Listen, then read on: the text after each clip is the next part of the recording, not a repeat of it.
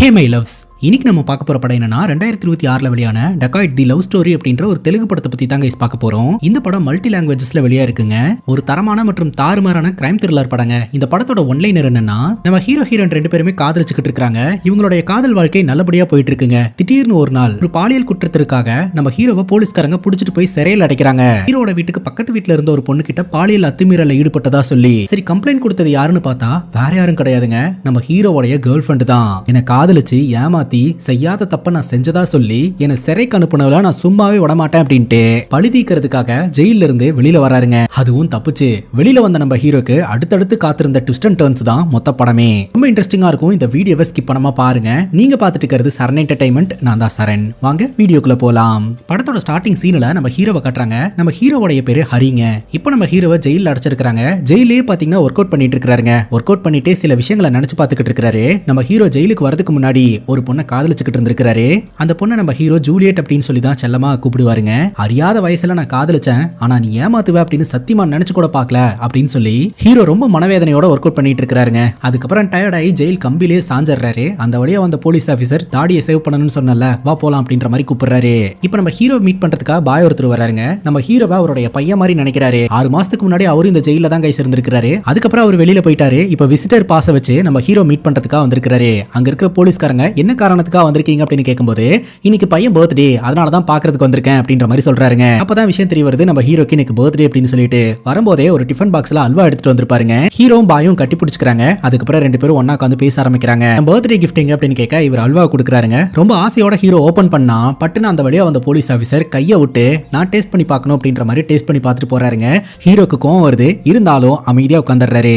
அதுக்கப்புறம் ஒரு ஸ்பூன்ல எடுத்து டேஸ்ட் பண்ணி பார்க்கறாரு. ரொம்ப நல்லா இருக்கு அப்படின்னு சொல்லிட்டு அவரோட கையில இருக்கக்கூடிய ஜே அப்படின்ற டாட்டோவை டச் பண்ணி பார்த்துட்டு ஃபீல் பண்றாருங்க. பிறந்த நாள் வந்தாலே போதும் நம்ம ஹீரோக்கு அவருடைய காதல ஞாபகம் வந்துருதுங்க. அப்பதான் நம்ம ஹீரோ தன்னோட காதலியை எங்க மீட் பண்ணாரு, எப்படி இவங்க ரெண்டு பேருக்குள்ள காதலாச்சு அப்படின்றத நம்ம கிட்ட சொல்ல ஆரம்பிக்கிறாரு. ஹீரோட பர்த்டே அன்னைக்கு வெளியில போலான்ட்டு வரும்போது அங்க நம்ம ஹீரோயின் பாத்தீங்கன்னா பிளட் கேம்ப் ஒன்னு வச்சு நடத்திக்கிட்டு இருப்பாங்க. பிளட் கொடுக்கறதுக்காக யாருமே வர மாட்டாங்க கைஸ். ஆனா நம்ம ஹீரோக்கு ஹீரோனை பார்த்த உடனே ரொம்ப பிடிச்சு போயிடும். அப்ப நம்ம ஹீரோயின் கிட்ட ஃப்ளர்ட் பண்ணிக்கிட்டே பிளட் கொடுக்கறதுக்கு போவாரு. அப்பதான் தெரிய வருது நம்ம ஹீரோனுடைய பிளட் குரூப்பும் ஹீரோடைய பிளட் குரூப்பும் சேம் அப்படின்ட்டு. பட் யாருமே பிளட் கொடுக்கறதுக்கு முன் வர மாட்டேன்றாங்க அப்படின்னு ஹீரோயின் ஃபீல் பண்ணிட்டு இருக்க, அதுக்கு என்ன நான் இப்ப வர வைக்கிறேன் இருங்க அப்படின்னு சொல்லிட்டு, இது பிளட் கொடுத்தா காசு தருவீங்களா அப்படின்னு சொல்லி எல்லாரோட காதுக்கும் கேட்கிற மாதிரி இவர் பேசுறாருங்க. எல்லாரும் திரும்பி பாக்குறாங்க. அது மட்டும் இல்லாம பிளட் கொடுக்கறவங்களுக்கு உங்களோட போன் நம்பரையும் தருவீங்களா அப்படின்னு சொல்லி கேட்க, பட் அங்க இருக்கக்கூடிய எல்லாருமே லைன்ல வந்து நின்றுவாங்க. நம்ம ஹீரோக்கு பர்த்டேன்னு தெரிஞ்சுக்கிட்டு ஹீரோனு விஷ் பண்ணுவாங்க. ஹீரோன் கூட இருக்கிற அந்த நிமிடங்கள் ஹீரோக்கு அதிக அளவு சந்தோஷத்தை கொடுக்குதுங்க. அதனால நம்ம ஹீரோனை காதலிக்கலாம் அப்படின்னு முடிவெடுத்து ஹீரோனோட வீட்டு வாசலே வெயிட் பண்ணிக்கிட்டு இருப்பாருங்க. ஹீரோன் வெளியில வரும்போதெல்லாம் பார்த்து சைட் அடிச்சுக்கிட்டு இருப்பாரு. நாளடைவில் இவங்க ரெண்டு பேரும் பேச ஆரம்பிக்கிறாங்க, பழக ஆரம்பிக்கிறாங்க, ஒன்னா டிராவலும் பண்ண ஆரம்பிக்கிறாங்க. பேசிக்கா நம்ம ஹீரோ நல்லாவே கார் ஓட்டுவாங்க. ஆனா ஹீரோக்கு சுத்தமா கார் ஓட்ட தெரியாதுங்க. அதனால ஹீரோக்கு டிரைவிங் சொல்லி தரேன் அப்படின்னு சொல்லிட்டு கார் எடுத்துட்டு வந்துருவாங்க. சோ ஹீரோ பாத்தீங்கன்னா கார் ஓட்டுறேன் அப்படின்னு தாறுமாறா கொண்டு போய் எங்கேயாவது முட்டை வச்சுக்கிட்டு இருப்பாரு. ஹீரோனோட வீட்டுல அம்மாவும் அண்ணனும் இருக்காங்க. அப்பா இறந்துட்டாங்க. எனக்கு அம்மாவும் அண்ணனும் மட்டும் தான் இருக்காங்க அப்படின்னு நினைச்சுக்கிட்டு இருந்த, இப்ப என்னோட வாழ்க்கையில நீயும் இருக்க அப்படின்ற மாதிரி ஹீரோயின் காதல வெளிப்படுத்துவாங்க. இப்ப நம்ம ஹீரோனை அவரோட வீட்டுக்கு கூட்டு போறாருங்க. ஹீரோ ஒருத்தவங்களோட வீட்டுல வாடகைக்கு இருந்துட்டு இருக்காருங்க. அந்த ஹவுஸ் ஓனரோட பேரு தான் மல்லி. அவங்க பாத்தீங்கன்னா அந்த ஏரியால இருக்கக்கூடிய சின்ன பசங்களுக்கு எல்லாம் டியூஷன் எடுத்துட்டு இருப்பாங்க. அவங்க ஹீரோக்கு சிஸ்டர் மாதிரிங்க. மல்லி கிட்ட ஹீரோனை இன்ட்ரோ எல்லாம் பண்ணி வைக்கிறாருங்க. அது மட்டும் இல்லாம அவங்க வீட்ல ஒரு போட்டோ இருக்குது. அம்மா அப்பா நடுவுல நான் இருக்கேன். சோ இப்போ நீயும் வந்துட்ட அப்படின்னு சொல்லிட்டு நம்ம ஹீரோனுடைய போட்டோவை அங்க இருக்கக்கூடிய போட்டோ ஃப்ரேம்ல மாட்டி வைக்கிறாருங்க. சின்ன வயசுல எனக்காக அம்மா அப்பா இருந்தாங்க, இப்போ நான் மட்டும் தான் இருக்கிறேன் அப்படின்னு சொல்ல ஹீரோயின் சொல்றாங்க நான் இருக்கேன் உனக்காக அப்படின்ட்டு. ஹீரோட வீட்லயே இவங்க ரெண்டு பேரும் சேர்ந்து செல்ஃபி எடுத்துக்கிறாங்க. வழக்கம் போல நம்ம ஹீரோயின் வீட்ல இருந்து கார் எடுத்துட்டு வருவாங்க ஹீரோக்கு டிரைவிங் சொல்லி கொடுக்கறதுக்காக. ஹீரோ பாத்தீங்கன்னா தாறுமாறா ஓட்டிட்டு போய் அங்க இருக்கக்கூடிய மரத்துல இடிச்சு நிப்பாட்டிடுவாருங்க. அந்த வழியா போறவர் கூட என்னப்பா அடிக்கடி இதே மாதிரி பண்ணிக்கிட்டு இருக்கிற, கத்துக்கிற ஐடியாவே இல்லையா அப்படின்னு சொல்லி சத்தம் போட்டு போவாருங்க. நம்ம ஹீரோன் பாத்தீங்கன்னா திடீர்னு நெஞ்சு புடிச்சிட்டு மூச்சு விட ஆரம்பிச்சிருவாங்க. ஹீரோனுக்கு ரொம்ப நாளாவே இந்த ஆஸ்துமா பிரச்சனை இருந்துட்டு இருக்குதுங்க. அப்ப நம்ம ஹீரோன் பாத்தீங்கன்னா ஹீரோடைய ஹார்ட் மேலயும் கை வைப்பாங்க. கொஞ்ச நேரத்துக்கு அப்புறம் காம் ஆவாங்க. அப்ப நம்ம ஹீரோன் சொல்லுவாங்க, நான் எதுக்காக உனக்கு டிரைவிங் கத்து கொடுத்துட்டு இருக்கிறேன் தெரியுமா, நீ நல்லா டிரைவிங்க கத்துக்கிட்டு 4-5 காருங்களை வாங்கி டிராவல்ஸ் கம்பெனி ஆரம்பிச்சிட்டேன்னா நீ தாராளமா என்னோட வீட்டுல வந்து இந்த மாதிரி எனக்கு ஒரு டிராவல்ஸ் கம்பெனி இருக்கு அப்படின்னு பொண்ணு கேட்கலாம். நானும் ரொம்ப ஸ்ட்ராங்கா வீட்டுல பேசலாம், அதுக்காக தான். ஆனா நீ என்னடா இப்படி பண்ணிட்டு இருக்க அப்படின்ற மாதிரி சொல்ல, அதுக்கு ஹீரோ சொல்றாரு, இது நடக்கலனா இன்னொரு ஆப்ஷன் இருக்கு, நம்ம ரெண்டு பேரும் ஓடி போயிடலாம் அப்படின்னு சொல்லிட்டு. நம்ம ரெண்டு பேரும் ஓடி போறதுக்கு தான் இவ்வளவு கஷ்டப்பட்டு இருக்கிறனா, அது மட்டும் இல்லாம என்னடா இவ்வளவு மோசமா ப்ரப்போஸ் பண்ற, ஒரு பொண்ணு கிட்ட எப்படி தெரியுமா ப்ரப்போஸ் பண்ணணும், கேண்டில் லைட்டோட ஒரு ரொமான்டிக்கா பயங்கரமா ப்ரப்போஸ் பண்ணணும், அதை விட்டு போட்டு சாதாரணமா இப்படி ப்ரப்போஸ் பண்றீ அப்படின்னு சொல்லிட்டு ஹீரோயின் கோச்சுக்கிறாங்க. அப்ப நம்ம ஹீரோ பாத்தீங்கன்னா ஹீரோனை போய் சமாதானப்படுத்துறாருங்க. அப்ப நம்ம ஹீரோயின் ஒரு விஷயத்த சொல்றாங்க, மோதிர விரல்ல ஏன் தெரியுமா மோதிரம் போடுறாங்க, அந்த மோதிர விரல்ல இருந்து ஒரு நரம்பு டைரக்டா ஹார்ட்ல போய் கனெக்ட் ஆகும், உன்னோட ஞாபகம் ஞாபகம் எப்போதுமே இருக்கிற மாதிரி ஒரு ரிங்கை பிரசன்ட் பண்ணு, அந்த ரிங்கில் இருக்கக்கூடிய கல்லு வந்து அக்வா கலர்ல இருக்கணும் அப்படின்ற மாதிரிலாம் சொல்லி இவங்க ரெண்டு பேரும் லவ் பண்ணிக்கிட்டு இருப்பாங்க. இப்படி ஆத்மாத்தமா லவ் பண்ணிக்கிட்டு இருந்த இவங்க ரெண்டு பேரும் எப்படி பிரிஞ்சாங்கன்னு தெரியல. இப்போ நம்ம ஹீரோ ஜெயில கம்பி எண்ணிக்கிட்டு இருக்காருங்க. இந்த பாய் கேட்கிறாரு, நீங்க ரெண்டு பேரும் எப்படி சேர்ந்தீங்கன்னு என்கிட்ட சொல்றியே தவிர எப்படி பிரிஞ்சீங்க, என்ன பிரச்சனை ஆச்சுன்றத சொல்லவே மாட்டேன்ற அப்படிங்கும் போது ஹீரோ சொல்றாரு, என்னோட அம்மா அப்பாக்கு சமமா வச்சிருந்தேன், காதல்னு சொன்னா கல்யாணம்னு சொன்னா எல்லாத்தையும் நம்பினேன், கடைசியில அவங்க ஆளுங்கன்னு வரும்போது என்னை விட்டுட்டா அப்படின்ற மாதிரி ஹீரோ ஃபீல் பண்றாருங்க. ஹீரோனுடைய பர்த்டே அன்னைக்கு கோயில வச்சு மீட் பண்ணலாம் அப்படின்னு இவங்க ரெண்டு பேரும் பிளான் பண்ணி இருந்திருக்காங்க. நம்ம ஹீரோ கோயிலுக்கு வருவாருங்க. பார்த்தா நம்ம ஹீரோயின் அவங்க ஃபேமிலியோட வந்திருப்பாங்க. அண்ணா இருக்கிறாருன்னு சொல்லிட்டு யாருக்கும் தெரியாம ஒரு இடத்துல போய் இவங்க ரெண்டு பேரும் பேசிக்கிட்டு இருப்பாங்க. பிறந்த நாள் அதுவுமா நீ தனியா வருவ, உனக்காக ஒரு சர்ப்ரைஸ் வாங்கி வச்சிருக்கேன் கொடுக்கலாம்னு நினைச்சேன் அப்படிங்கும் போது எல்லா பிறந்த நாளுக்கும் குடும்பத்தோட தான் வருவேன், இந்த வாட்டி என்னோட அப்பா இல்ல அண்ணா தான் எல்லாமே, என்ன பண்றது அப்படிங்கும் போது சரி விடு பரவாயில்ல அப்படின்னு இவங்க ரெண்டு பேரும் பேசிட்டு இருப்பாங்க. அந்த வழியா இந்த மல்லி வருவா. மல்லி பாத்தீங்கன்னா இவங்க ரெண்டு பேரும் பேசிட்டு இருக்கிறத கவனிப்பா. அப்ப நம்ம ஹீரோயின் பாத்தீங்கன்னா சரி அந்த சர்ப்ரைஸ் என்ன கொடு அப்படிங்கும் போது இப்ப தரமாட்டேன், நம்ம தனிப்பட்ட முறையில மீட் பண்ணும்போது நான் தருவேன் அப்படின்ற மாதிரி சொல்ல, சரி எல்லா வேலையும் முடிச்சுட்டு நான் ராத்திரி உன்னோட வீட்டுக்கு வரேன், அப்ப எனக்கு கொடு அப்படின்னு சொல்லிட்டு அந்த இடத்த விட்டு ஹீரோயின் கிளம்பிடுவாங்க. அந்த டைம்ல இந்த மல்லிக்கும் நம்ம ஹீரோனுடைய அண்ணனுக்கும் பிரச்சனை ஆயிட்டு இருக்குங்க. இந்த மல்லியோட ஜாதியை வச்சு உன்னை எல்லாம் கோயிலுக்குள்ள விட்டதே பெருசுன்ற மாதிரி பிரச்சனை பண்ணிக்கிட்டு இருந்திருப்பாரு. இதனால மல்லிக்கும் ஹீரோனோட அண்ணனுக்கும் இடையே கோயிலே ஆர்குமெண்ட் நடந்திருக்குங்க. நம்ம ஹீரோ பாத்தீங்கன்னா வீட்ல ராத்திரி ஹீரோயின் வருவாங்க அப்படின்னு சொல்லிட்டு டெக்கரேஷன் எல்லாம் பண்ணிட்டு இருப்பாங்க. அப்ப கரெக்டா மல்லி வருவாங்க. உன்னை நான் கோயில தேடினா ஆளையே காணோம் அப்படின்னு சொல்லி கேட்க, அப்ப கோயில நடந்த பிரச்சனையை மல்லி நினைச்சு பார்த்துட்டு அதை ஹீரோ கிட்ட சொல்ல மாட்டாங்க, கொஞ்சம் பிஸியா இருந்துட்டேன் அப்படின்ற மாதிரி சொல்லுவாங்க. சரி வா எனக்கு கொஞ்சம் ஹெல்ப் பண்ணு அப்படின்னு சொல்லிட்டு இவங்க ரெண்டு பேரும் வேலை பார்த்துட்டு இருப்பாங்க. அப்ப மல்லி பாத்தீங்கன்னா ஒரு பொருள் எடுக்கிறதுக்காக வீட்டுக்கு பேக் சைடு வருவாங்க. திடீர்னு அந்த இடத்துக்கு வந்த கும்பல் மல்லியை தாறுமாறா அட்டாக் பண்ணி மல்லி கிட்ட பாலியல் அத்துமீறல ஈடுபட ஆரம்பிச்சிருவாங்க. சத்தம் கேட்டு நம்ம ஹீரோ பின்பக்கமா ஓடி வருவாருங்க. அப்ப நம்ம ஹீரோவை யாரோ ஒருத்தங்க பின்னாடி இருந்து அட்டாக் பண்ணிடுவாங்க. அதுக்கப்புறம் நம்ம ஹீரோ பாத்தீங்கன்னா ஹீரோனுடைய அண்ணனை அட்டாக் பண்ணி இருந்திருக்காரு. அட்டாக் பண்ணதுல ஹீரோனுடைய அண்ணா இறந்து போயிட்டாரு. அந்த இடத்துக்கு நம்ம ஹீரோனு வருவாங்க. அங்க நடந்த ரணகலத்தை எல்லாம் பார்த்து அவங்க பயங்கர அதிர்ச்சிக்குள்ளாயிருவாங்க. போலீஸ் ஸ்டேஷன்ல நம்ம ஹீரோயின் தான் கம்ப்ளைண்ட் பண்ணுவாங்க. அது என்னன்னு கம்ப்ளைண்ட் பண்ணுவாங்க அப்படின்னா, ராத்திரி நான் என்னோட அண்ணனை பாக்குறதுக்காக போனேன், நம்ம ஹீரோ மல்லின்ற பொண்ணை பாலியல் வன்புணர்வு பண்ணிட்டு இருந்தான், அதை தடுக்கிறதுக்காக போன எங்க அண்ணனை இவன் அட்டாக் பண்ணியே சாவடிச்சிட்டான், நான் தான் ஐ விட்னஸ் அப்படின்ற மாதிரி ஹீரோயின் கம்ப்ளைண்ட் கொடுப்பாங்க. அதுக்கு நம்ம ஹீரோ அந்த செல்லுக்குள்ள இருந்து கத்துவாரு, என்ன ஜூலியட் பேசிக்கிட்டு இருக்க, உங்க அண்ணன் இந்த மாதிரி பண்ணிக்கிட்டு இருந்தான், நான் தான் காப்பாத்துறதுக்காக போனேன், நீ என்ன அப்படியே மாத்தி சொல்லிக்கிட்டு இருக்க அப்படின்ட்டு அவர் உங்களை பார்த்து பேசுறாரு, அவர் உங்களுக்கு எப்படி தெரியும் அப்படின்னு கேட்கும்போது அவன் யாருன்னு எனக்கு தெரியாது அப்படின்ற மாதிரி சொல்லிட்டு அந்த இடத்த விட்டு ஹீரோயின் கிளம்பிடுவாங்க. அவதான் என்னோட வாழ்க்கையை நினைச்சேன், கடைசியில என் வாழ்க்கையே இல்லாமக்கிட்டா, ஒரு தப்பை தடுக்கிறதுக்காக தான் அவங்க என்ன கொலை பண்ணி இருக்கிறாரே தவிர அவர் எந்த தப்பும் செய்யல, கிட்டத்தட்ட 13 வருஷமா நான் இந்த ஜெயில இருக்கேன், எப்படியாவது இந்த ஜெயில இருந்து வெளியில போயே ஆகணும் அப்படின்னு சொல்லிட்டு அவர்கிட்ட ஒரு திட்டம் இருக்கிறதா சொல்றாருங்க. கொஞ்சம் பிசுறு தட்டினாலும் மாட்டிப்போம் அப்படின்ற மாதிரி பாய் சொல்றாரு. அப்பதான் நம்ம ஹீரோவோட பிளான சொல்றாருங்க. கோவிட்-19 பாத்தீங்கன்னா பீக்ல இருந்த அந்த காலகட்டம். சோ அந்த டைம்ல பாத்தீங்கன்னா வெளியிலயும் நிறைய பேர் இறந்துகிட்டு இருந்திருக்காங்க, ஜெயிலையும் நிறைய பேர் கோவிடால பாதிக்கப்பட்டு இறந்துகிட்டு இருந்திருக்காங்க. அதனால இந்த சோஷியல் டிஸ்டன்ஸ் ஃபாலோ பண்ணணும் அப்படின்னு சொல்லிட்டு ஜெயில இருக்கக்கூடிய கைதிகளை எல்லாம் வேற வேற இடங்களுக்கு கொஞ்சம் கொஞ்சம் பேரா பிரிச்சு வைக்கலாம் அப்படின்னு சொல்லிட்டு ஒவ்வொரு பேட்சையா இந்த ஜெயில இருந்து கொஞ்சம் கொஞ்சமா நகர்த்திக்கிட்டு இருந்திருக்காங்க. அந்த வகையில நம்ம ஹீரோவை இந்த ஜெயில இருந்து வேற ஒரு ஜெயிலுக்கு கூட்டிட்டு போற வழியில தப்பிக்கலாம் அப்படின்னு ஒரு பிளான போடுறாருங்க. அதுக்கு ஏத்த மாதிரி உள்ள வேலை பார்க்குற போலீஸ்காரங்க கிட்ட எல்லாம் அவரோட இன்ஃப்ளூயன்ஸை பயன்படுத்தி சில விஷயங்களை பண்ணி வைக்கிறாரு. நினைச்சபடியே நம்ம ஹீரோ பாத்தீங்கன்னா ஒரு பேட்சோட சேர்ந்து அந்த வண்டியில கூட்டிட்டு போயிட்டு இருக்காங்க. ரயில்வே ட்ராக்கை கிராஸ் பண்ணும்போது திடீர்னு வண்டி ஆஃப் ஆயிருது. என்ன ஆச்சு அப்படின்னு கேட்கும்போது அப்பதான் தெரிய வருது வண்டி கியர் ஜாம் ஆயிடுச்சு அப்படின்ட்டு. உள்ள இத்தனை பேர் இருக்காங்க, இவங்களோட உயிர் முக்கியம் அப்படின்னு சொல்லிட்டு கஷ்டப்பட்டு இந்த வண்டியை அந்த ட்ராக்ல இருந்து தள்ளுறதுக்கு முயற்சி செய்வாங்க. அப்ப நம்ம ஹீரோ அவரோட வாய்க்குள்ள இருந்து ஒரு சாவி எடுக்கிறாருங்க. அது வேற எந்த சாவியும் கிடையாது, ஹீரோட கைகள்ல போட்டிருக்கக்கூடிய கைவிலங்க ஓபன் பண்றதுக்கான சாவி தான். சோ இத பாத்தீங்கன்னா பாய் அந்த அல்வால வச்சு கொண்டாந்து கொடுத்திருந்திருப்பாருங்க. அதை பயன்படுத்தி நம்ம ஹீரோ அவர் கையில இருக்கக்கூடிய கைவிலங்க ஓபன் பண்றாரு. அந்த நேரம் பார்த்து ட்ரெயினும் கிட்ட வந்துருச்சு. அந்த ட்ரெயின் பாத்தீங்கன்னா அந்த வண்டியும் இடிச்சிருது. வண்டியில இருக்கக்கூடிய கைதிங்க எல்லாம் சேஃபா போலீஸ்காரங்க பக்கத்துல நின்னுட்டு இருக்காங்க. ஆனா ஒரே ஒரு கைதியை மட்டும் காணோம். அந்த ஒரு கைதி தான் நம்ம ஹீரோ. அவன் இருக்கானா செத்துட்டானான்னு பாருங்க, அவனுக்கு என்ன ஆச்சுன்னு பாருங்க அப்படின்னு சொல்லிட்டு எல்லாரும் பாத்துக்கிட்டு இருக்காங்க. பார்த்தா நம்ம ஹீரோ அங்க இருக்கக்கூடிய பைக்கை ஸ்டார்ட் பண்ணிட்டு முறுக்கிட்டு இருக்காருங்க. அவன் தப்பிச்சு போறாயா புடிங்கயா அப்படின்னு சொல்லிட்டு எல்லாருமே பிடிக்கிறதுக்காக ஓடி வரும்போது ஹீரோ கிட்ட இருக்கக்கூடிய வண்டி ஆஃப் ஆயிருது. என்னடா அது பயங்கரமா சீன் எல்லாம் போட்டோம், இப்படி வண்டி ஆஃப் ஆயிடுச்சு அப்படின்னு சொல்லிட்டு திரும்ப திரும்ப ஸ்டார்ட் பண்றாருங்க. ஸ்டார்ட் ஆகல. போலீஸ்காரங்க கிட்ட வந்துடுறாங்க. ஒரு அடி அடிக்கிறாரு, வண்டி ஸ்டார்ட் ஆயிருதுங்க. எப்படியும் அந்த இடத்துல இருந்து பைக்ல தப்பிச்சிடுறாரு. இப்போ உயரதிகாரி ஜானகி அப்படின்ற போலீஸ் ஆபீசரோட தலைமையில இருக்கிறவங்க எல்லாம் பயங்கரமா திட்டுறாரு. என்னையா வேலை பார்த்துட்டு இருக்கீங்க, இவ்வளவு அசால்ட்டா தப்பிக்க விட்டுருக்கீங்க அப்படின்ட்டு.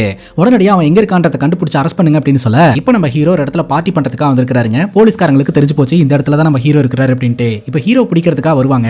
அப்ப நம்ம ஹீரோ பாத்தீங்கன்னா ஜானகி அப்படின்ற போலீஸ் ஆபீசரோட கழுத்துல கத்திய வச்சுக்கிட்டு கண்ணை மூடி பாட்டு பாடுறியா இல்ல உன் கழுத்து எடுத்து மேல அனுப்புவா அப்படின்னு சொல்லி கேட்க, ஜானகின்ற போலீஸ் ஆபீசரும் கண்ணை மூடிடுவாங்க. உடனே அந்த இடத்த விட்டு ஹீரோ தப்பிச்சு ஓடிடுவாருங்க. இப்போ நம்ம ஹீரோ பாத்தீங்கன்னா இந்த பாய் இருக்கக்கூடிய ஷெட்டுக்கு வராருங்க. பாய் பாத்தீங்கன்னா பரபரப்பா வேலை பார்த்துக்கிட்டு இருக்காரு. நீ ஜெயில இருந்து தப்பிச்சு வந்து கொஞ்ச நேரம் கூட ஆகல, ஆனா போலீஸ்காரங்க உன்னை வலை வீசி தேடிக்கிட்டு இருக்காங்க. எல்லா மீடியாவும் உன்னோட போட்டோ வச்சு தான் பேசிக்கிட்டு இருக்கு. வேர்ல்டு ஃபேமஸ் ஆகிறதுக்குள்ள நீ எப்படியாவது இந்த நாட்டை விட்டு வெளியில போயிரு. இங்க இருந்து மும்பை போ, மும்பையில இருந்து துபாய் போயிரு. அதற்கான ஏற்பாடு எல்லாத்தையுமே நான் பண்றேன் போறேன் அப்படின்ற மாதிரி சொல்லி பரபரப்பா வேலை பார்த்துக்கிட்டு இருக்காருங்க. லாக்டவுன் அனௌன்ஸ் பண்றதுக்குள்ள நீங்க இருந்து போயிரு அப்படின்ற மாதிரி சொல்லிக்கிட்டு இருக்காருங்க. அப்ப நம்ம ஹீரோ சொல்றாரு, நான் துபாய்க்கு போறதுக்கு முன்னாடி ஒரு வேலை இருக்கு அப்படின்ட்டு. இந்த பாய் அப்படியே ஷாக்கிங்கா பாக்குறாரு. அது என்ன வேலை அப்படின்னா, செய்யாத தப்புக்காக நம்ம ஹீரோவை ஜெயிலுக்கு அனுப்பி ஹீரோவோட வாழ்க்கையை அழிச்ச ஹீரோடைய காதலிய பழி வாங்கணும் அப்படின்றது தான். அதற்காக நம்ம ஹீரோ பாத்தீங்கன்னா ஹீரோனுடைய வீடு எங்க இருக்குதோ அந்த இடத்துக்கு போறாரு. ஒரு கடைக்கிட்ட நின்று ஹீரோனோட வீட்டையே பாத்துக்கிட்டு இருக்காருங்க. அப்ப நம்ம ஹீரோன் வெளியில வராங்க. ஹீரோனோட முகத்தை பார்த்த உடனே கொலவெறி வருதுங்க. டக்குன்னு பார்த்தா ஹீரோனுக்கு ஒரு குழந்தை இருக்கு. அந்த குழந்தைய கூட்டிட்டு அவசர அவசரமா ஆட்டோ ஏறி எங்கேயோ இவங்க கிளம்புறாங்க. எங்க போறாங்க அப்படின்னு சொல்லிட்டு ஹீரோ அப்படி ஃபாலோ பண்ணிட்டே வந்துகிட்டு இருக்காரு. நம்ம ஹீரோனுக்கு திருமணமா இப்ப குழந்தை இருக்குதுங்க. கணவர் பாத்தீங்கன்னா கோவிட்ல அஃபெக்ட் ஆகி ஹாஸ்பிட்டல்ல அட்மிட் செய்யப்பட்டிருக்காரு. அவரை பாக்குறதுக்காக தான் ஹாஸ்பிட்டலுக்கு அவங்க போயிட்டு இருக்காங்க. பார்த்தா கோவிட் வார்டுல தன்னுடைய கணவர் அட்மிட் செய்யப்பட்டிருக்காங்க. அந்த டிரான்ஸ்பரண்ட் ஷீட்டுக்கு வெளியே இருந்து அம்மாவும் பொண்ணும் கணவர் கிட்ட பேசுறாங்க. அப்ப பொண்ணை கூட்டிட்டு போய் தனியா உட்கார வச்சுட்டு நம்ம ஹீரோன் வந்து தன்னோட கணவர் கிட்ட பேசுறாங்க. அப்பதான் தெரிய வருது இவங்க ஒரு பெரிய பினான்சியல் ப்ராப்ளத்துல மாட்டிக்கிட்டு இருக்காங்க. ஹாஸ்பிட்டல் செலவுகளுக்கும் இப்ப கையில காசு இல்லாம போகுதுங்க. அதற்கான காரணம் என்னன்னா இன்சூரன்ஸ் வந்து கிளைம் பண்ணி இருந்திருக்காங்க. பட் காரணமே இல்லாம இன்சூரன்ஸ் ரிஜெக்ட் ஆயிடுச்சு. அதே சமயம் உயிரை காப்பாத்துறதுக்காக உடனடியாக ஹார்ட் டிரான்ஸ்பிளான்ட் பண்ணணும் அப்படின்ற மாதிரியும் சொல்லியிருக்காங்க. என்ன பண்றதுனே தெரியாம நம்ம ஹீரோன் கண்ணாமூலி திரும்பி போய் நின்னுட்டு இருக்காங்க. அந்த ஹாஸ்பிட்டல் மேனேஜ்மெண்ட் கிட்ட போயிட்டு நம்ம ஹீரோன் ப்ராப்ளம் பண்ண ஆரம்பிக்கிறாங்க. ஆக்சுவலா ஹார்ட் டிரான்ஸ்பிளான்ட் பண்றதுக்கு ஒரு டோனர் இருந்திருக்காரு. பட் அந்த டோனர் பாத்தீங்கன்னா இறந்து போயிட்டாரு. நீங்க தானே ப்ராமிஸ் பண்ணியிருந்தீங்க, இப்படி கோவிட் காரணம் காட்டி ப்ராப்ளம் சொன்னா என்ன பண்ண முடியும் அப்படின்ற மாதிரி கேட்க அப்பதான் டாக்டர் சொல்றாங்க ப்ராப்ளம் கோவிட் கிடையாது. ஆக்சுவலா இறந்து போனவர் கொஞ்சம் வயசானவர். அவரோட ஏஜ் காரணமா தான் அந்த ஹார்ட் வந்து செட் ஆகாது அப்படின்ற மாதிரி சொல்லிடுறாங்க. உடனடியாக ஹார்ட் டிரான்ஸ்பிளான்ட் பண்ணி ஆகணுங்க, இல்லாட்டி ஹீரோனுடைய கணவர் இறந்து போயிருவாரு. என்ன பண்றதுனே தெரியாம அங்க உட்கார்ந்துகிட்டு இருக்க அப்போ ஒரு நபர் வந்து ஹீரோயின் கிட்ட பேச்சு கொடுக்க ஆரம்பிக்கிறாருங்க. ஆக்சுவலா எனக்கு தெரிஞ்ச ஒரு சோர்ஸ்ல ஈஸியாவே ஹார்ட் கிடைக்கும். ஆனா அதற்கு நீங்க பணம் கட்டியே ஆகணும். 1 கோடி ரூபாய் செலவாகும். அந்த 1 கோடி ரூபாயை நீங்க 3 நாள்ல கொண்டாந்து கட்டிட்டீங்க அப்படின்னா ஹார்ட் அரேஞ்ச் பண்றது ஆபரேஷன் அப்படின்னு சொல்லிட்டு எல்லாத்தையுமே நாங்க பாத்துக்கிறோம். ஆனா 3 நாள் தான் டைம் அப்படின்ற மாதிரி அந்த நபர் சொல்லிட்டு போறாரு. அந்த 1 கோடி ரூபாய் பணத்துக்கு என்ன பண்ண போறோம்னு தெரியாம நம்ம ஹீரோன் முடிச்சுக்கிட்டு இருப்பாங்க. இது எல்லாத்தையுமே நம்ம ஹீரோ தூரத்துல இருந்து பாத்துக்கிட்டு இருப்பாருங்க. தனக்கு பண்ண அநீதிக்கு இப்ப அவ அனுபவிச்சுக்கிட்டு இருக்கா, அனுபவிக்கட்டும் அப்படின்னு சொல்லிட்டு அந்த இடத்தை விட்டு ஹீரோ கிளம்பலான்னு நினைச்சிருந்திருக்காருங்க. அப்பதான் நம்ம ஹீரோ ஒரு விஷயத்தை கவனிக்கிறாரு. அந்த ஹாஸ்பிட்டல் நிர்வாகம் சிச்சுவேஷன் அட்வான்டேஜா பயன்படுத்தி பயங்கரமா பொதுமக்கள் கிட்ட கொலை அடிச்சுக்கிட்டு இருக்காங்க. கோவிட காரணம் காட்டி எல்லாருக்கும் பில் வேல்யூ ஜாஸ்தி போட்டு விட்டுறாங்க. நிறைய பணம் பாத்தீங்கன்னா ஹாஸ்பிட்டல்ல புழங்கிட்டு இருக்கு. அது மட்டும் இல்லாம நல்லா இருக்கிற பேஷண்ட் கிட்டே இந்த ப்ராப்ளம் அந்த ப்ராப்ளம் அப்படின்னு சொல்லிட்டு பணத்தை எல்லாம் எடுக்கிறாங்க. அந்த பணத்தை எல்லாம் பாத்தீங்கன்னா அக்கௌண்ட்ல போடாம கருப்பு பணமா இருக்கு இல்லையா, அதை ஆம்புலன்ஸ்ல ஏத்தி சைரனை போட்டுட்டு சிட்டில இருந்து வேற ஒரு இடத்துக்கு எடுத்துட்டு போய் இவங்க பக்காவா பதுக்கி வச்சுக்கிட்டு இருக்காங்க. கோவிடுக்கு முன்னாடி வரைக்கும் 2 பிரான்ச் இருந்த ஹாஸ்பிட்டல் இப்ப 5 பிரான்ச்சா வளர்ந்திருக்கு. அப்ப எந்த அளவுக்கு கொள்ளை அடிச்சிருப்பாங்கன்னு மட்டும் பாருங்க அப்படின்ற மாதிரி ஹீரோ இது எல்லாத்தையுமே பாய் கிட்ட சொல்றாரு. அந்த ஹாஸ்பிட்டல்ல வேலை பார்க்கக்கூடிய ஸ்டாஃப்ஸ் கிட்ட எல்லாம் ஹீரோ பணத்தை கொடுத்து கரெக்ட் பண்ணி வச்சுட்டாருங்க. அதாவது இந்த ஹாஸ்பிட்டல்ல ஜெனரேட் ஆகக்கூடிய பணம் எல்லாம் இருக்கு இல்லையா, அந்த பணத்தை எந்த டைம்ல எப்படி எடுத்துட்டு போய் இந்த ஆம்புலன்ஸ்க்குள்ள வைக்கிறாங்க, இந்த ஆம்புலன்ஸ் இந்த இடத்துல இருந்து எப்போ எப்படி கிளம்புது அப்படின்ற எல்லா டீடைல்ஸுமே பக்காவா ரெடி பண்ணிட்டாருங்க. இப்ப ஹீரோடைய பிளான் என்ன அப்படின்னு பாத்தீங்கன்னா, இவங்க பணத்தை ஆம்புலன்ஸ்ல நிரப்பி வச்சதுக்கு அப்புறம் அந்த ஆம்புலன்ஸை கடத்துறது தான். உனக்கு எத்தனை பேர் வேணும்னு சொல்லு, நான் அரேஞ்ச் பண்ணி தரேன் அப்படின்னு இந்த பாய் சொல்றாரு. அதுக்கு நம்ம ஹீரோ சொல்றாரு, நானும் ஒரு டிரைவர் மட்டும் போதும் அப்படின்ட்டு. சரி டிரைவர் அரேஞ்ச் பண்ற அப்படிங்கும் போது ஜூலியட் தான் பாய் டிரைவர் அப்படின்னு சொல்ல, என்னடா சொல்ற அப்படின்னு சொல்லி ஒரு ஷாக்கா வராரு. புருஷன் சாவ கிடக்குறான், புருஷனோட உயிரை காப்பாத்துறதுக்கு பண தேவை இருக்குது, அதனால அவளுக்கு வேற ஆப்ஷனே கிடையாது, இந்த விஷயத்த சொன்னா கண்டிப்பா அவ செய்வா அப்படின்ற மாதிரி ஹீரோ சொல்றாருங்க. இப்போ நம்ம ஹீரோ பாத்தீங்கன்னா ஹீரோனை பாக்குறதுக்காக வீட்டுக்கே போறாருங்க. அப்ப நம்ம ஹீரோ பார்த்து பயங்கர ஷாக்கா வராங்க. ஹீரோ சிகரெட் அடிச்சு ஹீரோனோட மூஞ்சிலேயே ஊதுறாருங்க. நம்ம மறுபடியும் சந்திப்போம் நீ எதிர்பார்க்கவே இல்ல அப்படின்ட்டு. இப்போ அந்த வீட்டுல இருக்கக்கூடிய போட்டோஸ் எல்லாத்தையும் நம்ம ஹீரோ பாக்குறாருங்க. தன்னோட கணவருக்கோடையும் குழந்தை கூடயும் ஹாப்பியா எடுத்துக்கிட்ட போட்டோஸ் எல்லாம் ஃப்ரேம் பண்ணி மாட்டிருக்காங்க. அப்ப நம்ம ஹீரோன் அழுதுகிட்டே அன்னைக்கு அப்படின்னு ஆரம்பிக்கிறாங்க. உங்க அண்ணனுக்காக உன்னோட குடும்பத்துக்காக அப்படின்னு நீ சொல்ல போற, அதானே உன்னோட அண்ணனுக்காக உன்னோட குடும்பத்துக்காக என்னோட வாழ்க்கையே அழிச்சிட்ட, எனக்கு கொண்டு இருந்தா கூட பரவாயில்லையே அப்படின்ற மாதிரி ஹீரோ சொல்றாரு. இப்ப நம்ம ஹீரோரோட கோவத்தை ஃபுல்லா ஹீரோன் மேல வெளிப்படுத்துறாருங்க. அப்ப நம்ம ஹீரோன் பாத்தீங்கன்னா அழுவ ஆரம்பிக்கிறாங்க. அதே சமயம் தேவையில்லாம இந்த விஷயத்துல ஃபேமிலி இழுக்காத அப்படிங்கும் போது, ஃபேமிலி பத்தி சொன்ன உடனே உனக்கு அவ்வளவு கோவம் வருதுல அப்படின்னு கேட்க அதுக்கு ஹீரோன் சொல்றாங்க, இப்ப கூட ஒன்னும் கெட்டு போல, போலீஸ்க்கு போனை போட்டனா உன வந்து புடிச்சு இழுத்துட்டு போயிருவாங்க அப்படின்ற மாதிரி சொல்ல, என்ன மிரட்டையா, நான் ஜெயில இருந்து தப்பிச்சு வந்ததே உன் தாலியா இருக்கத்தான், ஆனா வந்து பார்க்கும் போதுதான் தெரிய வருது ஆல்ரெடி நீ பிரச்சனையில இருக்கிறேன்னு, கடவுள் எனக்காக ஆல்ரெடி அந்த வேலையை பார்த்துட்டு இருக்காரு அப்படின்ற மாதிரி சொல்ல, தயவு செஞ்சு இங்கிருந்து போயிரு அப்படின்ற மாதிரி ஹீரோன் சொல்றாங்க. அப்ப நம்ம ஹீரோ சொல்றாரு, டாக்டர்ஸ் உன்னோட ப்ராப்ளத்தை வச்சு விளையாடுறாங்க அப்படின்ட்டு. அப்பதான் நம்ம ஹீரோ அந்த ஹாஸ்பிட்டல்ல நடக்கக்கூடிய தில்லுமுள்ள எல்லாத்தையுமே ஹீரோன் கிட்ட எக்ஸ்பிளைன் பண்றாரு. அதாவது ஒருத்தங்க ஹார்ட் இருக்கு அப்படின்னு சொல்லி டொனேட் பண்றதுக்காக ரெடியா இருந்தாங்க இல்லையா, பட் அந்த ஹார்ட் ஃபிட் ஆகாது அப்படின்னு சொல்லிட்டு நிராகரிக்கப்பட்டாங்க. பட் உண்மை என்னன்னா அந்த ஹார்ட்டை வேற ஒருத்தங்களுக்கு டபுள் த ரேட்டுக்கு பேசிட்டாங்க. அதனாலதான் ஹீரோன் கிட்ட செட் ஆகாது அப்படி இப்படின்னு மழுப்பி இருந்திருக்காங்க. எண்ட் ஆஃப் தி டே அந்த ஹாஸ்பிட்டல் மேனேஜ்மெண்ட் கொள்ளையா பணத்தை கொள்ளையடிச்சுக்கிட்டு இருக்கானுங்க அப்படின்ற விஷயத்தை ஹீரோ சொல்றாருங்க. நான் சொல்றதை நம்பலானா உனக்கு இந்த ஹார்ட்ல அரேஞ்ச் பண்ணி தரேன்னு உன் ஃப்ரெண்ட் சொல்லிட்டு இருந்தா இல்லையா, அவளை போய் விசாரி அப்படின்ற மாதிரி சொல்ல, உடனடியா ஹீரோன் போய் விசாரிக்கிறாங்க. அது உண்மைன்னு தெரிய வருது. எல்லாரும் சேர்ந்து ஹீரோனை ஏமாத்திருக்காங்கன்னு தெரிய வருது. இப்ப ஜானகின்ற போலீஸ் ஆபீசரை நம்ம கிட்ட காட்டுறாங்க. அவங்க தானே நம்ம ஹீரோவை பிடிக்கிறதுக்காக தேடுதல் வேட்டையில பணக்காட்டையில இறங்கிட்டு இருக்காங்க. ஆனா இப்போ வரைக்கும் ஹீரோ பத்தின எந்த ஒரு லீடும் கிடைக்கல அப்படின்னு சொல்லிட்டு ஜானகி பாத்தீங்கன்னா அவங்க அப்பாக்கு போன் அடிக்கிறாங்க. அவரும் டிபார்ட்மெண்ட்ல இருக்கிறவர் தான், ஆனா இப்ப மாலை போட்டுருக்காருங்க. அவர்கிட்ட உதவி கேட்கும்போது நான் இப்பதான் மாலை போட்டு வந்திருக்கிறேன், என்னால கண்ணை கையில எடுக்க முடியாது அப்படின்னு சொல்ல, என்னாலதான் இந்த பிரச்சனையே, என்னாலதான் ஒரு கைதி தப்பிச்சு போயிருக்கான், அவனை பிடிக்கணும், உங்களோட உதவி வேணும்பா அப்படின்ற மாதிரி சொல்ல, அவனோட போட்டோ டீடைல்ஸ் அனுப்பு, நான் பாத்துக்கிறேன் அப்படின்ற மாதிரி அவங்க அப்பா சொல்றாங்க. இப்போ நம்ம ஹீரோக்கு பாய் கால் பண்றாரு. நீ அந்த பொண்ணு கிட்ட போய் பேசுறேன்னு சொன்னீங்க, அவ அக்செப்ட் பண்ணிக்கிட்டாளா அப்படின்னு கேட்கும்போது அவ வந்துட்டா அப்படின்ற மாதிரி ஹீரோ சொல்றாருங்க. முதல்ல இவங்க ரெண்டு பேரும் சேர்ந்து ஹீரோனுடைய பொண்ணை கொண்டு போய் ஸ்கூல்ல டிராப் பண்ணிட்டு அதுக்கப்புறம் ரெண்டு பேரும் வேலைய ஆரம்பிக்கிறாங்க. ஹீரோயின் சொல்றாங்க, இவ்வளவு பிரச்சனைகள் நடந்தும் இத்தனை விஷயங்களை ஃபேஸ் பண்ணதுக்கு அப்புறமும் நீ சொன்ன ஒரு விஷயத்துக்காக நான் அக்செப்ட் பண்ணி வரேன்னா, உண்மை சொல்லணும்னா எனக்கு வேற வழியே இல்ல ஹரி அப்படின்ற மாதிரி சொல்றாங்க. அடிக்கிற பணத்துல 50-50 அப்படின்னு சொல்ல நம்ம ஹீரோனை அக்செப்ட் பண்ணிக்கிறாங்க. முதல்ல காரை மாத்தலாம் அப்படின்னு சொல்லிட்டு ஹீரோயின் இந்த மிஷன்ல இறங்கிடுறாங்க.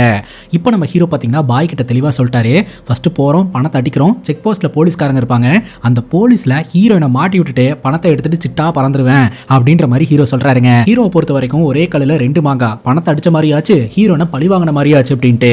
இப்போ இந்த ஹாஸ்பிட்டல் நிர்வாகம் பணத்தை எல்லாம் எடுத்து உள்ள வச்சுக்கிட்டு இருப்பாங்க. அப்ப அந்த ஹாஸ்பிட்டலோட ஓனரும் அந்த இடத்துக்கு வந்திருப்பாருங்க. சோ அங்க நடக்கிறது எல்லாத்தையுமே செக் பண்ணி பார்த்துக்கிட்டு இருக்கும்போது நம்ம ஹீரோ காரை விட்டு இறங்கி போறாரு. அவங்க கிட்ட எல்லாம் கண்ணை காட்டி மிரட்டி ஒரு பேக்கை தூக்கிட்டு அந்த இடத்த விட்டு கிளம்பிடுறாருங்க.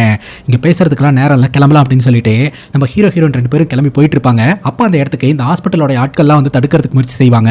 அப்ப இவங்களுக்குள்ள சண்டை நடக்குங்க. அந்த சண்டையில பேக் கிழிஞ்சு நிறைய பணம் வெளியிலேயே சிந்திரும். இருந்தாலும் தப்பிச்சிடலாம் அப்படின்னு நினைச்சா திடீர்னு கார் ஒரு இடத்துல ஆக்சிடென்ட் ஆகி ஸ்டார்ட் ஆக மாட்டேங்குதுங்க. இது எல்லாமே பாத்தீங்கன்னா இந்த ஹாஸ்பிட்டலோட பார்க்கிங் லாட்குள்ள தான் நடக்குது. இப்போ நம்ம ஹீரோ அந்த ஆட்களை எதிர்த்து சண்டை போட நம்ம ஹீரோன் பாத்தீங்கன்னா கீழே சிந்தின பணத்தை எல்லாம் எடுத்து வச்சுக்கிட்டு இருப்பாங்க. பட் ஆளுங்க நிறைய பேர் வர ஆரம்பிச்சிருவாங்க. உடனடியா நம்ம ஹீரோனை அந்த ஆம்புலன்ஸை எடுக்க சொல்லி நம்ம ஹீரோனும் பாத்தீங்கன்னா அந்த ஆம்புலன்ஸ் மூலமா தப்பிச்சு வெளியில வராங்க. ஹீரோக்கு தான் இந்த பெரிய வண்டியெல்லாம் ஓட்ட தெரியாது, அதனால ஹீரோனை ஓட்ட சொல்லி அந்த இடத்துல இருந்து இவங்க ரெண்டு பேரும் தப்பிக்கிறாங்க. ஹீரோ நினைச்ச மாதிரியே போலீஸ் செக் போஸ்ட் வருதுங்க. ஹீரோனை மாட்டி விட்டுட்டு அந்த இடத்த விட்டு தப்பிச்சிடலாம்னு பிளான் போடுறாரு. ஆனா இந்த ஹாஸ்பிட்டல் நிர்வாகத்த ஆட்கள் பின்னாடியே துரத்திட்டு வந்துட்டு இருக்காங்க. சோ இந்த நிலையில ஹீரோனை விட்டுட்டு போக முடியாது அப்படின்ட்டு ஹீரோ சைரனை போட்டு ஓட்ட சொல்றாருங்க. செக் போஸ்ட்ல எல்லாத்தையும் செக் பண்ணிட்டு இருக்கும்போது அந்த செக் போஸ்ட்லாம் ஒட்டச்சிட்டு இந்த ஆம்புலன்ஸ் அந்த இடத்த விட்டு போகுது. இது எல்லாத்தையும் அங்க நின்னுட்டு இருக்கக்கூடிய போலீஸ் ஆபீசர் பாக்குறாரு. குறிப்பா நம்ம ஜானகியோட அப்பா இருக்கிறார் இல்லையா, அவர் அங்கதான் கைஸ் இருக்கிறாரு. இப்போ நம்ம ஹீரோ பாத்தீங்கன்னா பாய்க்கு போனை போட்டு வேலை கரெக்டா முடிஞ்சிருச்சு, ஆனா பிரச்சனை என்னன்னா பணம் எல்லாம் அங்கேயே சிந்துனதுனால எண்ணி பார்த்தா 5 லட்சம் ரூபாய் கூட தேராது போல, அதனால நம்ம வேற ஏதாவது பிளான் பண்ணி தான் ஆகணும் அப்படின்னு சொல்ல ஹீரோனுக்கு ரொம்ப ஷாக்கிங்கா இருக்குது. ஏன்னா ஹீரோனுக்கு 1 கோடி ரூபாய் தேவைப்படுது, இந்த 5 லட்சம் ரூபாய் வச்சுட்டு என்ன பண்ண முடியும் அப்படின்ட்டு. இப்போ நம்ம ஹீரோன் வீட்டுக்கு போயிட்டு பயங்கரமா அழுகுறாங்க. அந்த ஹாஸ்பிட்டல் தரப்புல இருந்து போன் பண்ணி பயங்கரமா பிரஷர் போடுறாங்க. நீங்க சொன்ன டைமுக்குள்ள பணத்தை கொடுக்கலனா உங்களுக்கான ஹார்ட்டை எங்களால அரேஞ்ச் பண்ண முடியாது அப்படின்ட்டு. நம்ம ஹீரோயின் பாத்தீங்கன்னா ஹீரோ கிட்ட இன்னைக்கு நைட்டுக்குள்ள பணம் கட்டி ஆகணும், இல்லாட்டி ஹார்ட் கிடைக்காது அப்படின்ற மாதிரி அழுகுறாங்க. கரெக்டா அந்த இடத்துக்கு பொண்ணு வரா. பொண்ணு பாத்தீங்கன்னா ஹீரோ பார்த்து யாருன்னு கேட்க இவர் அங்கிள் தான் அப்படின்ற மாதிரி இன்ட்ரோ பண்ணி வைக்க பொண்ணு ஹீரோ பார்த்து பயப்படுறா. அங்க கட் பண்ண அந்த செக் போஸ்ட் இருக்கிற இடத்துக்கு இந்த ஹாஸ்பிட்டலோட ஓனர் வர்றாருங்க. இப்ப ஜானகியோட அப்பா ராம்பாபு இருக்கிறார் இல்லையா, அவரு கொஸ்டின் பண்ண ஆரம்பிக்கிறாரு. பட் அந்த ஹாஸ்பிட்டலோட ஓனர் அப்படி இப்படின்னு சொல்லி சமாளிக்க பாக்குறாரு. அந்த ஆம்புலன்ஸ் வந்து என் ஹாஸ்பிட்டலோட ஆம்புலன்ஸ், அதுல என்னோட பேஷண்ட் இருந்தாங்க அப்படின்ற மாதிரி பேச ஆரம்பிக்கிறாரு. ஆனா ராம்பாபுக்கு எல்லாமே தெரிஞ்சு போச்சு. இந்த ஆம்புலன்ஸ்ல வந்து பேஷண்ட் எல்லாம் கொண்டு வரல, பணத்தை தான் எடுத்துட்டு வந்திருக்கீங்க, பிளாக் மணியா அப்படின்ற மாதிரி கேள்வி கேட்கிறாரு. ஏன்னா அந்த ஆம்புலன்ஸ் விழுந்த இடத்துல பணம் எல்லாம் இருக்குதுங்க. இதுல ட்விஸ்ட் என்ன அப்படின்னு பாத்தீங்கன்னா அந்த இடத்துல ஒரு ஆம்புலன்ஸ் ஆக்சிடென்ட் ஆகி கிடக்குது. ஒரு டம்மி ஆம்புலன்ஸ் அங்க கிடக்கிற மாதிரி அவங்க கிட்ட கணக்கு காமிச்சிட்டு ஹீரோ வேற ஒரு ஆம்புலன்ஸ்ல ஹீரோனை கூப்பிட்டு தப்பிச்சிருந்திருக்காரு. இவங்க இல்லீகலா மணி கடத்துறாங்க அப்படின்ற விஷயத்த ராம்பாபு கண்டுபிடிக்கிறாருங்க.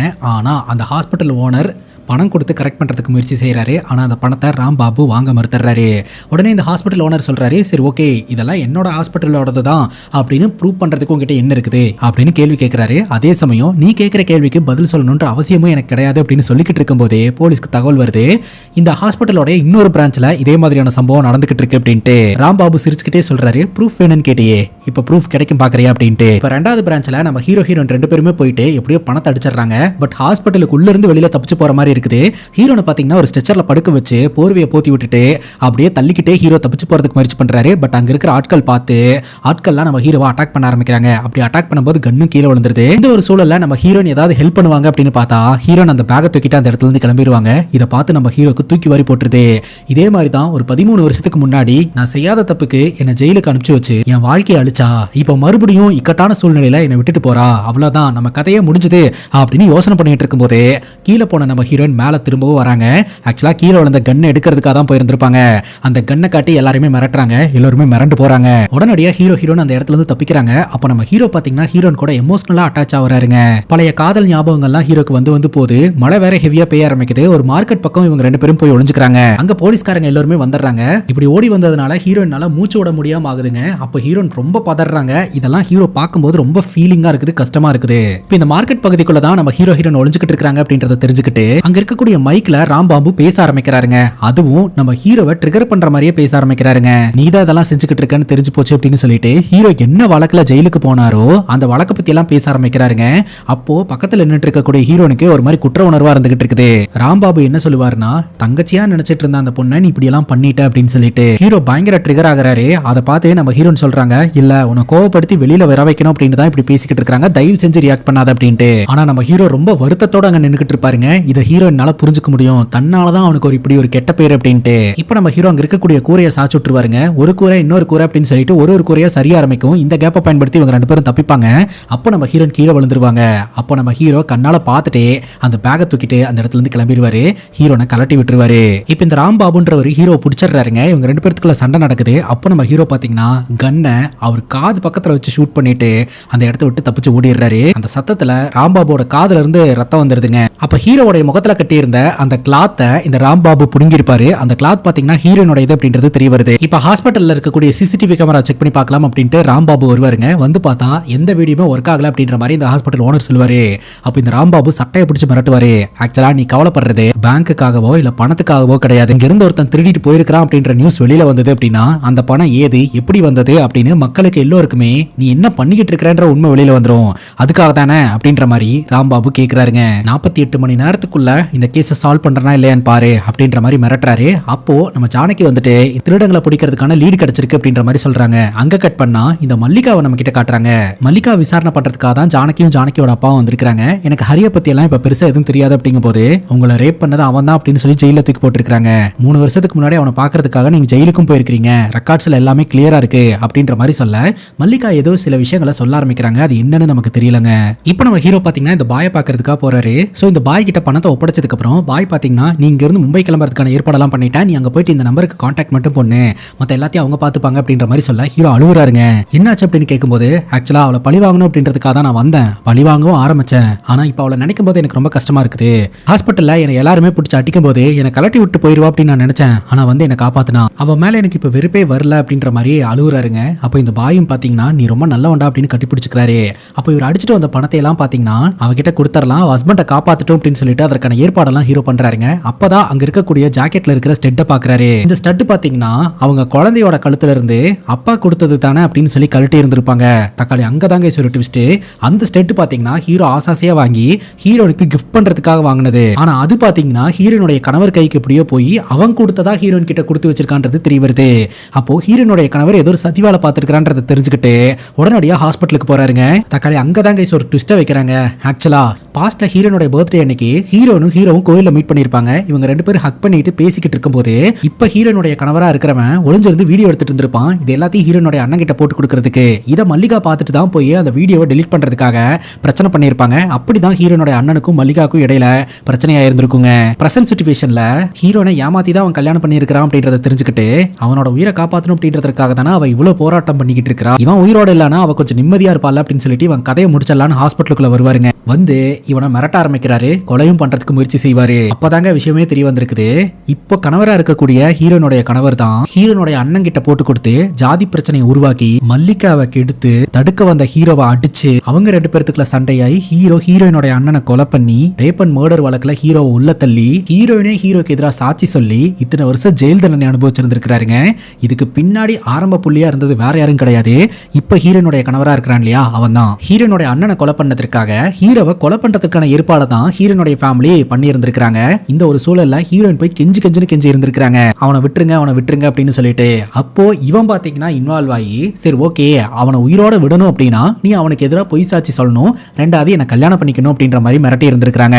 ஹீரோ உயிரோட இருக்கணும் அப்படின்ற ஒரே ஒரு காரணத்துக்காக நம்ம ஹீரோயின் பாத்தீங்கன்னா ஹீரோக்கு எதிராக சாட்சி சொல்லி இருந்திருக்காங்க. அதே மாதிரி தான் மல்லிகாவையும் மிரட்டி ஹீரோக்கு எதிராகவே பேச வச்சிருக்காங்க. இப்போ ஜானகியோட அப்பாவும் மல்லிகா கிட்ட விசாரணை நடத்திட்டு இருக்கும்போது அவங்க கிட்ட மல்லிகா இந்த உண்மையை சொல்றாங்க. இங்க ஹீரோனுடைய கணவர் மூலமா ஹீரோக்கு எல்லா உண்மையும் தெரிய வருது. இப்போ நம்ம ஹீரோ பாத்தீங்கன்னா ஹீரோனுடைய கணவர் கிட்ட உன் கூட இருந்த எல்லா பேருமே செத்துட்டானுங்க, நீ மட்டும் தாண்டா உயிரோட வாழ்ந்துகிட்டு இருக்கிற, நீயும் செத்துட்டான்னு வையன், அவ போராட வேண்டிய அவசியமே கிடையாது அப்படின்னு சொல்லிட்டு கழுத்து நெரிக்கிறாருங்க. அப்போ ஹீரோனுடைய கணவர் சொல்றாரு, ஆக்சுவலா ஹார்ட் டிரான்ஸ்பிளான்ட் எனக்கு கிடையாது அவளுக்கு அப்படின்ட்டு. எது அப்படின்னு சொல்லி ஹீரோ பயங்கர ஷாக்கா வராருங்க. அப்பதான் தெரிய வருது சின்ன வயசுல இருந்தே நம்ம ஹீரோனுக்கு தான் ஹார்ட் வீக்கா இருந்திருக்கு அப்படின்ட்டு. இவங்க லவ் பண்ணும்போது கூட ஹீரோயின் ஹார்ட்ல கை வச்சுப்பாங்க, ஓடி வரும்போது மூச்சு திணறுவாங்க. ஸோ இது எல்லாத்தையுமே இப்போதான் நம்ம ஹீரோ யோசனை பண்ணி பார்க்குறாரு. தன்னோட குழந்தைக்காவது உயிர் வாழணும் அப்படின்றதுக்காக தான் ஹார்ட் டிரான்ஸ்பிளான்ட்டுக்கு முயற்சி எடுத்துட்டு இருந்திருக்காங்க. ஏன்னா ஹீரோனே இறந்து போயிட்டா பொண்ணை பார்த்துக்கிறதுக்கு யாரும் இருக்க மாட்டாங்கல்ல அப்படின்ட்டு. இப்போ நம்ம ஹீரோ உடனடியாக ஹீரோனை பார்க்கணும் அப்படின்னு சொல்லிட்டு கால் பண்றாருங்க. ஆனால் கால் போக மாட்டேது. அங்கே கட் பண்ணா இந்த மல்லிகா மூலமா உண்மையை தெரிஞ்சுக்கிட்ட ஜானகி மற்றும் ஜானகியோட அப்பா, நீ சொல்றது மட்டும் உண்மையா இருந்ததுன்னா ஹரிக்கு நாங்க சப்போர்ட்டா இருப்போம், அவனுக்கு எதுவுமே ஆகாத மாதிரி நாங்க பாத்துக்கிறோம் அப்படின்னு சொல்லிட்டு அவங்க நம்ம ஹீரோ பக்கம் திரும்புற மாதிரி தெரியுதுங்க. இப்போ நம்ம ஹீரோனோட வீட்டுக்கே போயிட்டு ஹீரோன் எங்க அப்படின்னு சொல்லி கேட்கும்போது அப்பதான் தெரிய வருது, நேற்று ராத்திரி ஹாஸ்பிட்டல்ல இருந்து பயங்கரமா பிரஷர் போட்டு இருந்திருக்காங்க, நீங்க பணத்தை கொண்டு வரல அப்படின்னா 1 வருஷத்துக்கு உங்களுக்கு ஹார்ட் கிடைக்காது, அதுக்கப்புறம் நீங்க சாக வேண்டியதுதான் அப்படின்னு சொல்லிட்டு. அப்போ மூச்சு திணறிட்டே என்ன பண்றதுன்னே தெரியாம முடிச்சுட்டு குழந்தைய பாத்துக்கோங்க அப்படின்னு சொல்லிட்டு சொல்லாம கொள்ளாம ஹீரோ எங்கேயோ கிளம்பிட்டாங்க. இப்போ ஹீரோனை தேடி போலாம் அப்படின்ட்டு ஹீரோ கிளம்புவாருங்க. அப்போ பொண்ணு வந்துட்டு எங்க அம்மா எப்போ வருவாங்க அப்படின்னு கேட்கும்போது வருவாங்க, அது வரைக்கும் இதை வச்சுக்கோ அப்படின்னு சொல்லிட்டு ஹீரோ அந்த லாக்கெட்டை கையில கொடுத்துட்டு போறாருங்க. அதே சமயம் நம்ம ஹீரோ பாத்தீங்கன்னா பாயை மீட் பண்றதுக்காக போறாரு. பார்த்தா பாயும் பாயோட ஆட்களும் இறந்து கிடக்குறாங்க. என்ன நடந்திருக்கும் அப்படின்னு பாத்தீங்கன்னா ராம்பாபு கூட ஒரு போலீஸ் ஆபீசர் இருந்தாரு, அவரை பாத்தீங்கன்னா இந்த ஹாஸ்பிட்டல் ஓனர் விலைக்கு வாங்கியிருப்பாருங்க. அவரை வச்சு இவங்க தான் இந்த பணத்தை எல்லாம் கடத்திட்டு இருக்காங்கன்ட்டு இவங்க கதையை முடிச்சிருப்பாங்க. நம்ம ஹீரோக்கு ரொம்ப கஷ்டமா போயிருங்க, ஏன்னா அப்பா மாதிரி இருந்தவரை கொன்னுட்டாங்களே அப்படின்னு சொல்லிட்டு. அதே சமயம் நம்ம ஹீரோன் இருக்காங்க இல்லையா, இன்னொரு பிரான்ச்ல கொள்ளையடிக்கிறதுக்கான ஏற்பாட்டுல சோலோவா இறங்கியிருப்பாங்க. அங்க இருக்கிறவங்க எல்லாம் மிரட்டி அந்த இடத்துல தப்பிக்கும் போது கரெக்டா போலீஸ்காரங்களும் வந்துருவாங்க. ஹீரோனுடைய கால்ல புல்லட் பட்டுரும். கரெக்டா ஹீரோன் போலீஸ் கிட்ட மாட்டிப்பாங்க. ஹீரோனை போட்டு தள்ளலாம் அப்படின்னு கண்ணை ட்ரிகர் பண்ண வரும்போதே கரெக்டா அந்த இடத்துக்கு ஹீரோ வந்துருவாருங்க. அந்த போலீஸ் ஆபீசரும் அங்க இருக்கக்கூடிய ஆட்களையும் அடிச்சு போட்டுட்டு அங்க இருக்கிற வண்டி எடுத்துட்டு ஹீரோனை கூப்பிட்டு தப்பிப்பாருங்க. ஆனா ஹீரோக்கு பெருசா கார் ஓட்ட தெரியாது இல்லையா, ஹீரோன் இது வரைக்கும் கத்து கொடுத்ததெல்லாம் வச்சுக்கிட்டு தாறுமாறா ஓட்ட ஆரம்பிப்பாருங்க. எப்படியோ அந்த ஹாஸ்பிட்டல்ல இருந்து ஊருக்கு ஒதுக்குப்புறமான இடத்துக்கு வந்துருவாரு. கொஞ்ச நேரத்திலே ஹீரோன் பாத்தீங்கன்னா கண்மொழிக்கிறாங்க. அப்ப நம்ம ஹீரோ சொல்லுவாரு, நான் எல்லா ஏற்பாடும் பண்ணிட்டேன், எல்லாமே செட் பண்ணிட்டேன், உன்னோட ஆபரேஷனுக்கு டைம் ஆயிடுச்சு, நீ என்ன பண்றேன்னா இந்த வண்டி எடுத்துட்டு போ, போலீஸ்காரங்க எல்லாம் என்ன தாறுமாறா ஷூட் பண்ணிக்கிட்டு இருக்காங்க, அவங்கள நான் டைவர்ட் பண்றேன் அப்படின்னு சொல்லிட்டு நம்ம ஹீரோ அவரோட போன்ல டைமரை போட்டு விட்டுறாருங்க. ஹீரோனை கார்ல தப்பிக்க வச்சிடறாரு. ஹீரோனை அந்த இடத்த விட்டு போகும்போது போலீஸ்காரங்க அந்த காரை தடுக்கிறதுக்கு நிப்பாட்டுவாங்க. ஆனா ஹீரோ ஒரு பாறைக்கு பின்னாடி இருந்து தாறுமாறா ஷூட் பண்ணுவாருங்க. பலதரப்பட்ட போராட்டத்துக்கு அப்புறம் நம்ம ஹீரோ மேலையும் குண்டடிப்படுதுங்க. அந்த இடத்துக்கு நம்ம ராம்பாபு வராரு. ராம்பாபு பாத்தீங்கன்னா யாரும் ஷூட் பண்ணாதீங்க அப்படின்னு சொல்லிட்டு நம்ம ஹீரோ மீட் பண்றதுக்காக போறாருங்க. அப்ப நம்ம ஹீரோ அமைதியா உட்காந்துக்கிட்டு இருப்பாரு. ராம்பாபு கிட்ட சொல்லுவாரு, துப்பாக்கியில இருக்கக்கூடிய புல்லட் எல்லாம் காலி ஆயிடுச்சு, தைரியமா வரலாம் அப்படின்னு சொல்லிட்டு. ராம்பாபுக்கு நம்ம ஹீரோ பார்க்கும்போது ரொம்ப கஷ்டமா இருக்குங்க. ஏன்னா செய்யாத தப்புக்கு இத்தனை வருஷம் ஜெயில் தண்டனை அனுபவிச்சுட்டு வந்திருக்காரு இல்லையா, அதோட விளைவு தான் இங்க நடக்கிற சம்பவம் எல்லாம் அப்படின்ற மாதிரி தெரிய வருது. ஹீரோ சாகும் தருவாயில இருந்துகிட்டு இருப்பாருங்க. போனை எடுத்து செக் பண்ணி பார்த்துட்டு அப்படியே கண்ணை மூடிடுவாரு. அங்க கட் பண்ணா ஹாஸ்பிட்டல்ல இருக்கக்கூடிய நம்ம ஹீரோனுக்கு ஆபரேஷன் நல்லபடியா நடந்து முடியுது. அதே சமயம் ஹீரோனுடைய கணவர் ரெக்கவர் ஆகி வந்துட்டாருங்க. வீட்டுக்கு உறவினர்களா வந்திருக்காங்க. ஹீரோனுடைய கணவர் ரொம்ப சந்தோஷமா இருந்துகிட்டு இருக்காரு. அப்ப நம்ம ஹீரோனை பாக்குறதுக்காக ராம்பாபுவும் ஜானகியும் வருவாங்க. ஹீரோன் கிட்ட எல்லா உண்மையுமே சொல்லுவாங்க. எல்லா பிரச்சனைக்கும் காரணம் உன்னுடைய கணவர் தான் அப்படின்ட்டு. இதை கேட்டு நம்ம ஹீரோனுக்கு ரொம்ப அதிர்ச்சியா இருக்குதுங்க. அப்போ எல்லாரும் இருக்கும் போதே நம்ம ஹீரோன் பாத்தீங்கன்னா ஹீரோ கூட எடுத்த செல்ஃபி போட்டோ ஃப்ரேமை கொண்டு போய் மாட்டுவாங்க. என்ன பண்ணிட்டு இருக்க நீ அப்படின்ற மாதிரி கணவர் கேட்க எல்லாரும் முன்னாடியுமே வச்சு ஹீரோயின் பலார்னு அரைவாங்க பாருங்க. அந்த சீன்லாம் வேற லெவல்ல இருக்கும். நான் யாரு அப்படின்னு எல்லாருக்கும் தெரியும், இப்ப நீ யாருன்னு எல்லாருக்கும் தெரிய வேணாமா அப்படின்னு சொல்லிட்டு எல்லாரும் முன்னிலையிலுமே வச்சு ஹீரோனுடைய கணவரை எக்ஸ்போஸ் பண்ணுவாங்க. அப்ப ஹீரோனுடைய பொண்ணு வந்து அந்த லாக்கெட்டை கொடுத்து ஆக்சுவலா அந்த அங்கிள் போறதுக்கு முன்னாடி இந்த லாக்கெட்டை எப்படி ஓபன் பண்றதுன்னு எனக்கு சொல்லி கொடுத்தாரு, அது ஒரு மேஜிக் லாக்கெட் மாதிரி இருக்கு அப்படின்னு சொல்லிட்டு அதை ஓபன் பண்ணா உள்ள ஒரு ரிங் இருக்குங்க. அந்த ரிங்ல அக்வா கலர்ல ஒரு கல் இருக்கும்.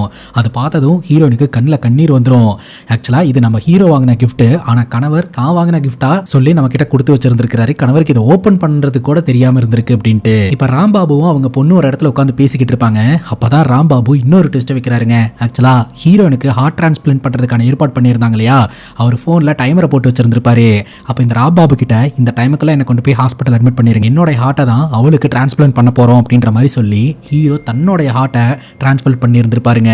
இப்போ நம்ம ஹீரோன் உயிரோட வாழ்றதுக்கு காரணமே நம்ம ஹீரோவா இருப்பாருங்க.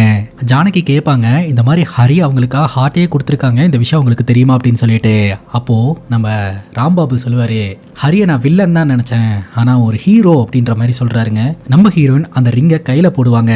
அதுவும் இந்த நரம்பு ஹார்ட் கூட கனெக்ட் ஆகும் இல்லையா, அந்த விரல்லையே போடுவாங்க. இதோட இந்த படம் முடியுது. இந்த படத்தை பத்தி நீங்க என்ன நினைக்கிறீங்க அப்படின்னு உங்களுடைய கருத்தை கமெண்ட் செக்ஷன்ல பதிவு பண்ணுங்க. இதே மாதிரி வேற ஒரு நல்ல வீடியோல வந்து சந்திக்கிறேன். Love you guys, take care and cheers.